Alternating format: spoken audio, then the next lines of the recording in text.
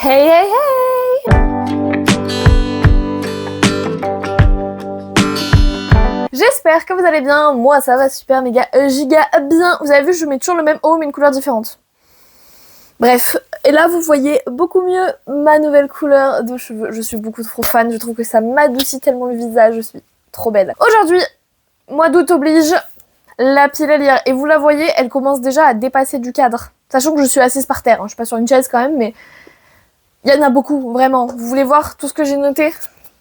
Ça prend toute ma page, je suis folle. Je n'ai pas lu au mois de juillet, j'ai lu un seul livre. Comment voulez-vous que je lise autant au mois d'août ? Je sais pas. Bref, je vous propose qu'on y aille tout de suite. C'est parti !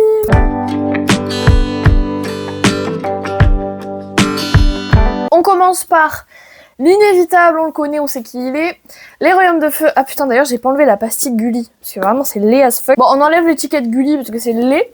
Le tome 11 des Royaumes de Feu, le continent perdu de Tweety Sutherland chez Gallimard Jeunesse.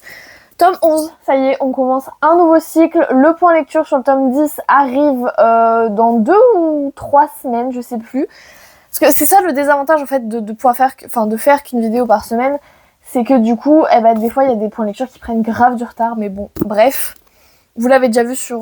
Non, vous l'avez pas encore vu sur Instagram. Sur Instagram, il arrive dans 2 semaines. Bon, soit. On est sur un nouveau cycle, on a commencé à l'entrevoir à la fin du tome 10. Et ça a l'air super intéressant. On est carrément plus à Pyria. Vous voyez mes yeux d'enfant qui pétillent ? Je suis trop contente. J'ai trop hâte. J'ai envie de lui sauter dessus. Il y a un fucking dragon avec des ailes de papillon. Et il y a plein de nouvelles espèces de dragons. Il y a 3 nouvelles espèces de dragons dans un nouveau monde avec des nouveaux protagonistes. Et j'ai juste trop hâte d'y être. La couverture est trop mimes. Franchement, trop belle. J'arrête de dire trop. Bref, je suis vraiment très contente et j'ai trop hâte de le lire. J'arrête de dire trop, on a dit. Vous allez peut-être le remarquer, la pile à lire d'août est très similaire à celle que j'avais en juillet, tout simplement parce que j'ai tellement pas lu que j'ai remis les mêmes livres en fait. C'est pour ça que la vidéo sera, j'espère, légèrement plus rapide que d'habitude. Bref. Du coup, on va les présenter en même temps parce que vous les avez déjà vus. Stairway to Heaven de Delinda Dane chez Hugo et Whitefire de Anna Grace, tome 2 de Maple Hills chez Ito, donc BMR. Déjà, bon, les couleurs font très été. Là, on va être sur un single father qui va tomber amoureuse de la babysitter de sa fille. Et là, on est sur un camp d'été à l'université américaine. Je sais plus dans quelle ville ils sont d'ailleurs. Bref, on s'en fout. Du coup voilà, c'est vraiment des livres qui je pense vont me faire vraiment du bien en été, sachant qu'en plus de ça, je vous l'ai pas dit, mais le mois d'août c'est le mois de mes congés. Je suis en congé le 18 août et après quand je rentre, je commence les cours et je passe en contrat étudiant. J'en ai marre de ce taf, c'est pour ça que je vous dis ça, je n'en peux plus de ce taf, vraiment je ne peux plus. Il me reste 2 semaines, 3 semaines, c'est ça qui me fait tenir parce que vraiment je peux vous assurer qu'une fois que c'est fini, ciao, pendant 2 semaines et demie. C'est bien. Du coup, voilà. C'est les deux que vous avez vus. C'est les 2 seules poches d'ailleurs. J'ai une addiction pour les grands formats, c'est terrible. Voilà, c'est des petits poches, c'est pratique à emporter partout pour aller à la plage, pour aller à la piscine, pour aller en vacances. Trop bien pour lire dans le bus parce que je prends le bus pour aller à ma destination de vacances. Et au retour, je serai en voiture, mais du coup, je dois rejoindre mes parents donc je prends un bus. Je vais pas prendre des gros livres, on va pas se mentir. Le principe, en fait, tous mes gros livres seront dans mon sac que j'emporterai, que je mettrai en soute. Donc, je pense que je vais prendre des poches. Bref. Ensuite, lui aussi, vous l'avez vu en juillet, Rebelle Université. J'aurais pu le présenter avec, en fait, au final, parce que c'est des romances contemporaines et universitaires de Alfreda Henry et Alicia Garnier, tome 1 chez Hugo. J'aime bien lire des romances universitaires en été parce que ça me prépare doucement à la rentrée. Et puis surtout, je vais rentrer à l'université. Donc, pourquoi pas. Après, moi, j'ai déjà quelqu'un, donc je vais pas chercher quelqu'un à l'université. Mais vous avez compris. J'aime bien, je trouve ça sympa comme genre de romance. Voilà, ça a toujours son petit charme. En plus, on parle de hockey. Mama, le hockey dans les romances universitaires. Pépitas. Bref, j'ai trop hâte de lire. Enfin, j'espère le lire parce que vraiment cette saga a l'air super bien. Et je sais pas ce que j'attends en fait. Ensuite, lui aussi, pareil, même refrain. Vous savez quoi, les 2 là qui arrivent, je vais vous les présenter ensemble. Même combat. Le Roi Dragon de Lucille Chaponnet en auto-édition et Bloodguard de Cissy Robson chez Corrigan. On est sur 2 romantaisies un petit peu hard parce qu'on parle de combat à l'intérieur. Celle-ci, c'est le Bloodguard. En fait, c'est un gladiateur qui devient le meilleur parce qu'il bute tout le monde, tout simplement. Et il va faire un pacte avec une princesse et ça va peut-être mal finir parce qu'ils sont pas censés tomber amoureux, mais ils vont quand même le faire. Et le roi dragon, c'est un combat à mort pour savoir qui deviendra l'épouse du roi dragon. Donc, il y a du sang partout. Alors, le roi dragon, pour être très honnête, je pense que je vais le lire dans la semaine avant que vous voyez cette vidéo. Mais je le mets quand même en pile à lire parce que on est tellement proche du mois d'août que je le compte à l'intérieur et je l'ai toujours pas lu à l'heure où je tourne cette vidéo. Donc voilà, il me reste là où actuellement quand vous voyez cette vidéo, il me reste un jour avant août. Moi je vous tourne ça lundi. Donc il me reste 4-5 jours et si j'arrive à reprendre la lecture, c'est lui que je vais lire en priorité. Et vous inquiétez pas que... Alors, vendredi, samedi, dimanche, je n'aurai pas tellement le temps de lire. Je travaille et dès que je sors du travail, je pars en festival. Donc c'est super chiant. Mais lundi, mardi, enfin voilà... Après, j'aurai beaucoup plus de temps. Et le premier livre que je vais lire en août, c'est bien évidemment Les Royaumes de Feu. Mais d'ici là, j'espère avoir lu Les Rois Dragons. Bref, du coup, on est dans 2 romantaisies un peu violentes, un peu sanglantes. Je vous avais dit que j'avais pas besoin de ça. Et en fait, en ce moment, j'en ai besoin. J'ai besoin d'un peu de gore. Je sais pas pourquoi d'ailleurs. Mais voilà, j'ai vraiment envie de lire ces 2 livres. Alors lui, c'est une petite bricate, donc on va peut-être se calmer. Lui, il est légèrement moins conséquent, mais ne vous faites pas avoir par la petite taille. Il fait quasiment 400 pages, hein, je vais vous montrer. Les pages sont plutôt épaisses en fait. Les pages sont plutôt épaisses, mais il y a vraiment 400 pages dedans. Enfin bref. Du coup, voilà, 2 petites romantaisies bien gore, bien comme on les aime. Donc voilà. Lui, ça fait longtemps que vous l'avez pas vu, et pourtant, je sais que je le mets dans toutes les piles à lire. La Passe Miroir, le tome 1, Les fiancés de l'hiver de Christelle Dabo chez Gallimard. J'espère que le mois d'août, je vais enfin réussir à me poser, je vais être au vert, je vais être en famille, j'arriverai peut-être à le lire, parce qu'il faut savoir que dans ma famille, à part quand on a des événements de famille, des repas, etc., il se passe pas grand chose, donc ça m'arrive très souvent de le lire. Je lis à tout le monde autour de moi, je lis au milieu de ma famille pour profiter d'eux aussi, mais quand on fait rien, je lis en fait, hein, tout simplement. J'espère que mes vacances et mon congé vont me permettre de lire cette petite briquette.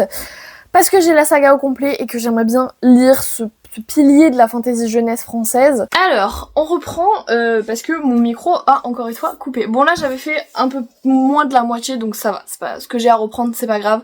Je pense que ça a été coupé ce que je disais sur La Passe Miroir. C'était pas essentiel, je veux dire, La Passe Miroir, je vous le présente à chaque pile à lire, je vais pas vous réexpliquer que c'est une relecture à chaque fois. Ensuite, nous passons à un livre que vous voyez depuis un petit moment maintenant, même vous devez en avoir marre. Divine Darkness, le tome 2, les âmes damnées, pas les ânes. Et oui, d'ailleurs, désolé pour le son, du coup, je n'ai plus de micro, donc je vais faire à l'ancienne. Les âmes damnées de la nuit de Anatrice chez Hugo Romantesi. J'avais kiffé le tome 1, à chaque fois je vous dis je vais le lire, je vais le lire, je vais le lire. En plus j'ai acheté le tome 2 vraiment au sortir de la lecture du tome 1 et je ne le lis pas à chaque fois. Je ne sais pas pourquoi, je n'y arrive pas. Je vous disais tout à l'heure que j'avais besoin de gore. Dans Divine Darkness il y a du gore, hein, vraiment il y a du gore, il y a du sexuel, il y a de l'obscène, de tout ce que vous voulez. Pourquoi je l'ai toujours pas lu, je ne sais pas. En plus la couverture est trop belle, il me donne trop envie. Vraiment je suis dégoûtée de pas l'avoir lu plus tôt, donc on va le lire. Voilà. Je vous fais là aussi un package de 2 livres, comme j'ai fait tout à l'heure, des romances pirates. Tout d'abord, La Carte des Confins de Marie Replin, tome 1 chez Pocket Jeunesse. C'est une relecture, je l'ai lu il y a 2 ou 3 ans, je sais plus. C'est une relecture, mais j'ai très envie de le lire. En plus, j'ai le tome 2 qui m'attend juste là, vous le voyez. Et le tome 3 est déjà sorti, donc voilà. Pourquoi est-ce que je me retiendrai ? Il faut savoir qu'en plus moi j'ai grandi à côté de la mer et que j'adore la mer, les histoires sur la mer. Je suis une très grande fan de Moby Dick, du Léviathan, etc. Bref, voilà, j'ai une passion pour la mer, donc j'ai très envie de lire des romances pirates. Et la deuxième, vous la voyez quasiment jamais, c'est La fille du roi pirate de Tricia Levenseller chez Stardust, donc il y a une autre branche de Hugo. Il y a du jaspage, me demandez pas. J'ai envie de le customiser, de faire des petits dessins dessus, mais j'ai pas le matériel, donc c'est con. Parce que juste bleu comme ça, je trouve ça moche. Vraiment, j'ai envie de mettre des vagues et ce genre de choses. Je me souviens plus du résumé, je sais juste que c'est de la romance pirate, c'est tout ce que j'ai envie de lire en ce moment. Bref. Voilà, très court, très concis, mais a-t-on besoin de plus ? Juste parce que j'ai envie de lire la romance pirate, j'en ai mis dans ma pile à lire. c'est tout. Un autre package, ça fait beaucoup, de la romance historique. Bien évidemment, on commence avec les Hathaway, le tome 2 de Lisa Keplas chez J'ai lu. Je vous ai parlé du tome 1 très récemment, je l'avais beaucoup aimé. Et j'avais beaucoup aimé aussi le fait que dans le tome 1, on voit la relation des personnages du tome 2 naître. Et du coup, on n'a plus qu'à débarquer dans le tome 2 et continuer cette petite relation trop mignonne. Et j'ai très hâte de découvrir en plus chaque membre de la famille Hathaway parce que j'ai beaucoup aimé Amelia, malgré ses défauts qui m'ont un peu gênée, j'ai quand même beaucoup aimé Amelia. Donc voilà, j'ai trop hâte. Et le deuxième, vous l'avez pas encore vu parce que c'est un achat super récent. Il s'agit de la saga des 4 soldats de Elizabeth Hoyt chez J'ai lu. On est un peu vraiment sur quasiment le même style de livre que les Hathaway, hein, même dans les couleurs et tout. C'est une bâtisse et là vous avez le zoom arrière de la bâtisse, c'est clairement ça. Nous, on va suivre une jeune fille très prisée à Londres qui va devenir la chaperonne de la sœur d'un ancien soldat et elle va tomber amoureuse de l'ancien soldat. Voilà, amoureuse, du coup c'est une madame. J'ai super hâte parce que j'adore la romance historique en été, la romance historique au bord d'une piscine. Je suis désolée mais c'est mon goal dans la vie de pouvoir lire des romances historiques à côté d'une piscine toute ma vie. Oui, c'est un goal, un piètre goal, mais écoutez... Qui êtes-vous pour me juger? Personne, voilà. Du coup, c'est pour ça qu'il est dans la pilière d'août, et si jamais je tombe à court de romans historiques, si jamais je lis les deux, attendez-vous à ce qu'il y ait les Bridgerton dans l'histoire. Ensuite, vous en avez marre, j'en ai marre, on en a tous marre. Quand est-ce que tu le lis? Août. Ça fait trop longtemps qu'il est dans ma pile à lire, je vous jure, ça m'énerve. Un palais d'épines et de roses de Sarah J. Maas chez La Martinière. J'ai l'impression de répéter cette phrase tous les mois parce que je répète cette phrase tous les mois. Je vais enfin me décider à le lire. Il serait temps, j'ai envie de vous dire, et me direz-vous aussi. C'est une relecture parce que je vous l'ai déjà dit plein de fois. Pour moi, la saga s'arrêtait à la fin du tome 1. Il n'y avait pas besoin de faire toute une saga. Tout le monde m'a dit, la suite de la saga, elle est trop géniale. Je vous écoute, sauf que je ne sais pas pourquoi, je n'arrive pas à lire. Je sais qu'en ce moment, c'est une période très compliquée depuis le mois de juin. Je suis tout le temps fatiguée, le travail me fatigue encore plus. Je suis bientôt en vacances, ça qu'il faut que je me dise, je suis bientôt en vacances. Et surtout, il faudrait que je prenne aussi mon sommeil au sérieux. Ça peut être une bonne chose. Bref, je vous promets, je le lis au mois d'août. De toute façon, il faut qu'il soit lu avant 2025, avant la fin 2025. Mais le mois d'août quand même, ce serait simple. Ensuite, vous le voyez, il n'est plus là. The Prison Healer de Lynette Noni, la guérisseuse de Zalindov chez Hachette. On est sur une trilogie où on va suivre une guérisseuse en prison et je crois que... je sais pas. Je ne comprends pas. Enfin, j'ai pas compris le résumé, je vais être très honnête avec vous. Je sais que tout le monde me dit que du bien de cette saga, vraiment, à chaque fois que j'en parle, tout le monde me dit mais il faut que tu la lises absolument, elle est trop géniale, etc. Je vous crois, y a aucun souci là-dessus. Mais c'est vrai que j'ai du mal à me lancer dans cette saga. Après, je sais pas pourquoi, ça faisait un petit moment que j'avais pas eu envie de la lire, et là, tout d'un coup, soudainement, je me suis dit, ouais, j'ai envie là. Franchement, j'ai envie de la lire. Du coup, voilà, j'ai quand même pas mal envie, je vais me plonger dedans, ça peut être une très bonne chose. Et en plus, j'aime beaucoup la couverture, vraiment, ça peut être super intéressant. Et le fait que le nom de la prison, je suppose, sonne un petit peu russe, je pense que ça peut être une mythologie autour de ça, et ça peut être super intéressant. Ensuite, lui aussi, ça faisait super longtemps que je vous en avais pas parlé, enfin super longtemps, ça doit faire 2 mois. Défi à la nuit de Brigitte Kéméraire chez Rajo.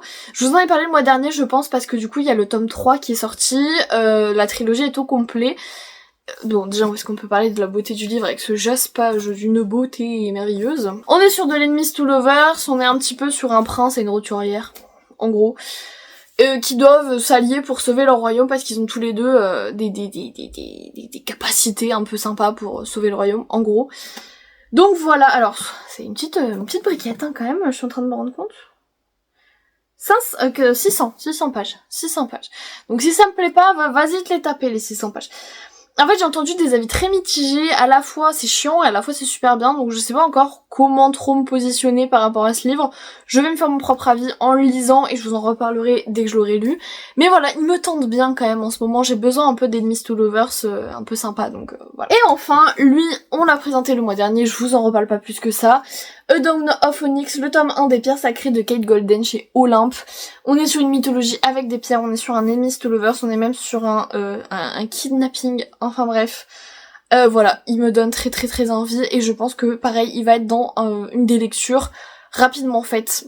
Parce que voilà, il me donne beaucoup trop envie. Eh bien écoutez, j'espère que cette vidéo vous aura plu. J'ai eu pas mal de petits problèmes techniques, mais au final j'ai pu m'en sortir, donc c'est tant mieux. Moi, je vous souhaite de passer de très bons moments, de très bonnes vacances, très bon travail, très bonne inscription à la fac. Je vous soutiens, les nouveaux étudiants, moi aussi je dois repasser par là. Bref, je vous souhaite aussi de très bonnes lectures et je vous fais plein de bisous. Ciao!